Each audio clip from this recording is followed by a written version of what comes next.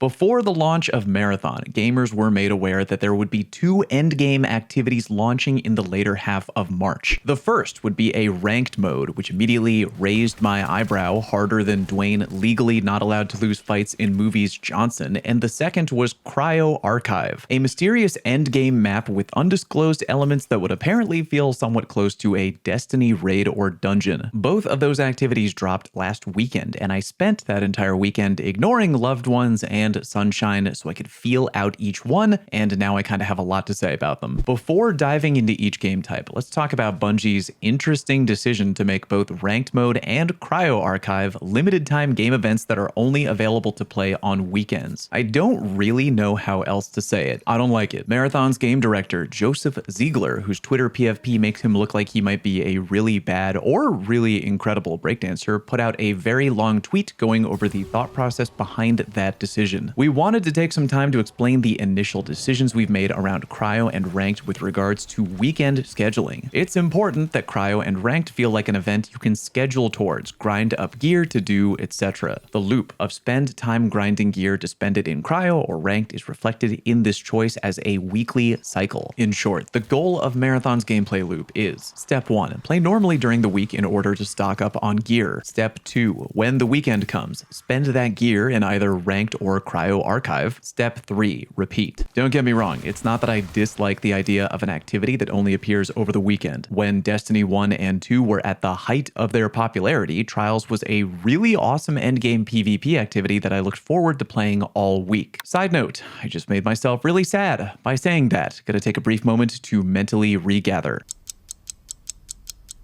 Okay, I'm back. It's good. We're good. So yeah, I'm okay with endgame activities that only show up during certain times of the week. It's fun to have something to look forward to. But why have both activities live during almost the exact same window? And yeah, Cryo Archive is live from Friday to Monday, and Ranked is live from Saturday to Tuesday, so there are days where you can only do one and not the other, but I still think that shit's kind of goofy, and I don't like having to pick between the two. Gun to my head, if I had to pick one activity to be limited time weekend only, it would 100% be Cryo Archive, which seems way more unique and different as opposed to Ranked. Go ahead and let the diehard PvP crackheads who only hydrate by drinking the tears of their enemies play Ranked as much as they want. That really seems like it should be a pillar of the game's core. And on that note, why don't we talk about Ranked, which is my least favorite endgame activity between the two. In Ranked mode, you grab a holo tag from the armory, load into whatever the predetermined map is for Ranked mode. Yeah, Ranked is only available on one map, whether you like it or not, and then you play normally. When you kill enemy teams and take their stuff, that will improve your score meter, which you can see in the top left corner of your HUD. The more valuable the stuff you take, the more it bumps up your score meter. TLDR, kill people, improve your score, leave, and yay, you've moved up the ranked ladder. It's pretty straightforward, and I don't think it's bad, but I definitely don't think it's special enough to warrant being around as a limited time event. Even if it were up 24/7, it's hard to really imagine myself actually giving a shit. I mean, like, I would play it if I felt like it. If I didn't feel like it, I would just go murder people as Rook, which low-key has become my favorite way to play as a solo player. And to get a little bit more perspective, I've talked to a few buddies of mine who have just as much time in the game as I do, which is an embarrassingly high number, and some of them said something along the lines of, Ranked is meh. Imagine playing shorter ranked Apex, except if you die, you lose everything. And you know what? Yeah, I sort of feel that way about it too. My current thoughts on Ranked are, I don't hate it, I'm not wild about it, but maybe consider not making it time gated because I think more of the player base actually cares about Cryo Archive. And on that note, why don't we talk about Cryo Archive, the hands down more interesting endgame activity that clearly had a lot more time and effort put into its creation. It's kind of like Cryo Archive is the Lord of the Rings trilogy and Ranked is the Hobbit trilogy.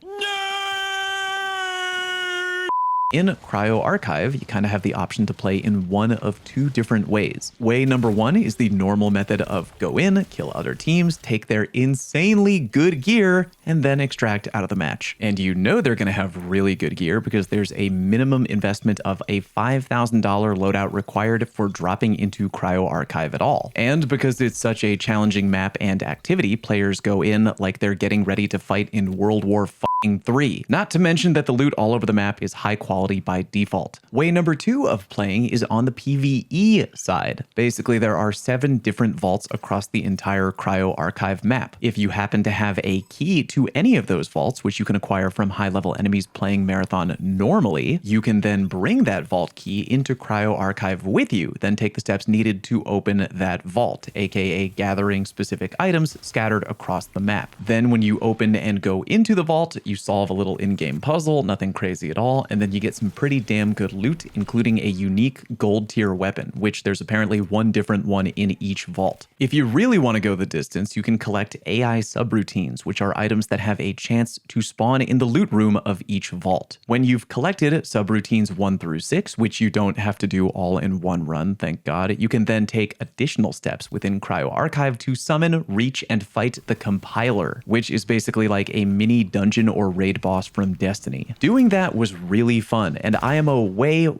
more worth my time than playing ranked ever felt. I really want them to make more content like that in the future, but just thinking about how long it must have taken them to design Cryo Archive from start to finish, and I'm not just talking about the physical map itself, which is very labyrinthian to begin with, but the concept of the vaults, the steps required to open them, and then the steps to locate and fight the compiler, yada yada yada. It literally gives me a headache thinking about, and I'd be amazed if we got another map like that in Marathon before the end of 2026. You know, kind of like a Destiny 2 raids per year type situation. Like maybe we get one, maybe if they're already really hard at work on it, but I don't know. I'm hopeful because really it was a lot of fun and probably the best part of Marathon by a mile. Well, fun, but also brutal and heartbreaking when you die and lose all your best gear because your fucking teammates, lovable rock stars that they are, decided to go into a vent and chase down a team of shotgunners when we all agreed we were going to stop doing that. Anyway,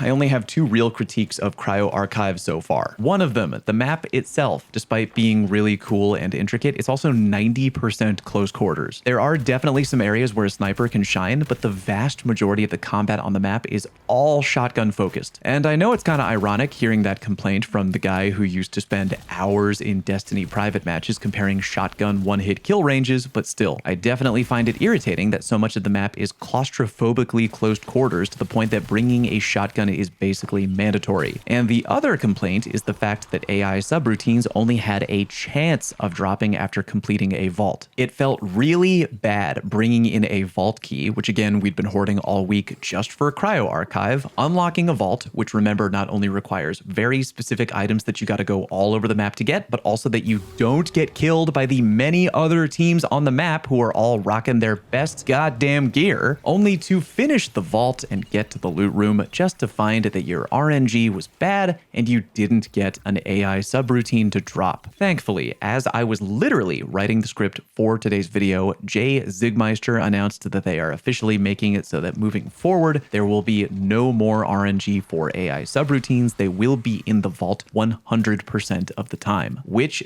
definitely big yay to that from me, but also damn, that sucks for a lot of teams that were racing over the weekend for world's first compiler kill, which was a stream event put on by Bungie, kind of like when they do the whole day 1 raid race thing in Destiny. That's a security tag, that's not a subroutine. Bungie, no, Bungie. No, I'm actually gonna cry. Bungie, no. There's no way. They put all that work in. Again, very glad they're changing it moving forward. But yeah, mental note, y'all, in future competitions of this scale, RNG bad. Please write that down, and thank you for coming to my TED Talk. Anyway, there has been a lot of discussion across the community about how difficult Cryo Archive is and whether or not it's just right or too hard for the average player. But I think now that the RNG element has been removed from collecting the AI subroutines from each vault, that should make things way better for most teams whose goal is to eventually take on the compiler. As for the overall difficulty of Cryo Archive, I don't know, man, it's an endgame activity. It's supposed to be hard. I really don't like the idea of rushing to water down what's supposed to be the hands down toughest activity in the game. Don't get me wrong, I definitely do worry that it might be so hard to the point that people rage quit the game and the player count goes down, but I don't know. I like that it's hard. I like like that Marathon has a clear endgame activity that really challenges players. That's actually something I wish that another game I enjoy, Arc Raiders, really had more of. Super difficult endgame content. And yeah, I know you have the ability to fight the Queen or the Matriarch in Arc Raiders, who definitely are tough. But no joke, comparing the Matriarch fight to Cryo Archive is straight up the coughing baby versus hydrogen bomb meme. In Arc Raiders, you can put on a free kit and join a lobby of friendly solos who are already halfway through team killing the Matriarch while singing Kumbaya on proxy chat and get out with good loot that you didn't lift a single finger to get. Meanwhile, in Marathon, I've murdered my own fucking friends who I've stumbled across in Cryo Archive, and I genuinely do feel that the vast majority of players may never see the compiler in person at all. Really just want to make this clear. That is not me bashing Arc Raiders. I goddamn love that game. I'm just really trying to put into perspective how wildly challenging Cryo Archive will be to the average player. But again, I like the idea of a game giving players Mount Everest and saying to them, hey man, you can try to climb it, but you're probably going to get your ass beat. TLDR, ranked, meh, cryo, yay. If you feel differently, swing by the stream sometime, tell me your thoughts, would love to hear them. Thanks very much for watching, see you next time.